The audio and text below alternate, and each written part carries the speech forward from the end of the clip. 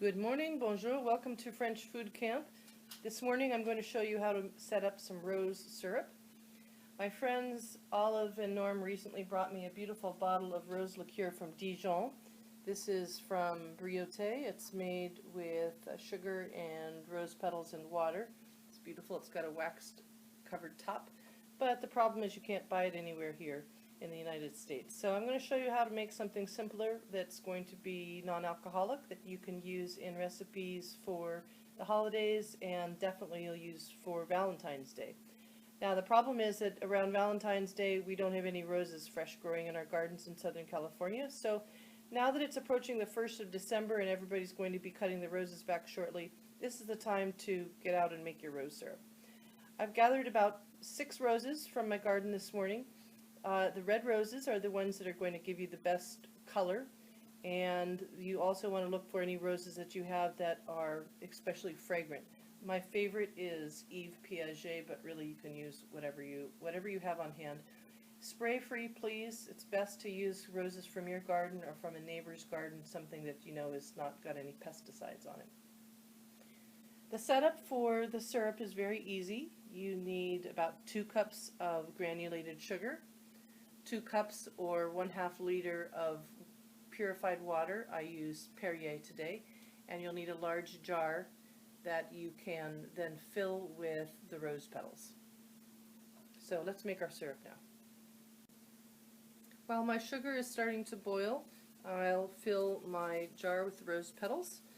In France, all the flowers that are gathered for the perfume industry are generally gathered in the morning. That includes jasmine and rose, so this is definitely the time of day to make your rose syrup in the early morning. The jar is stuffed. Go back to make my syrup now.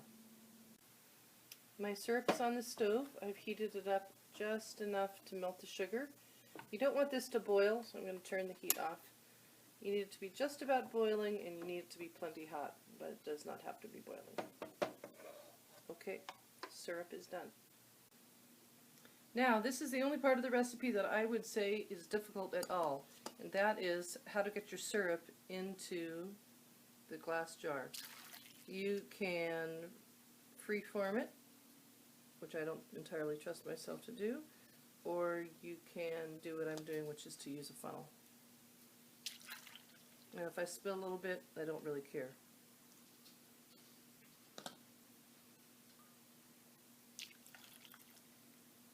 Because my jar is going to be just about full.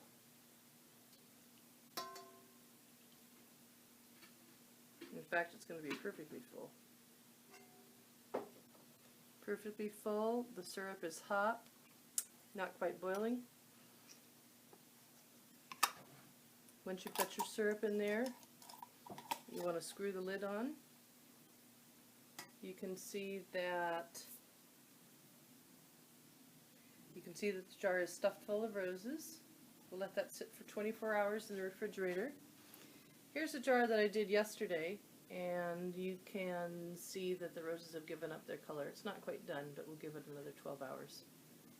So check back soon.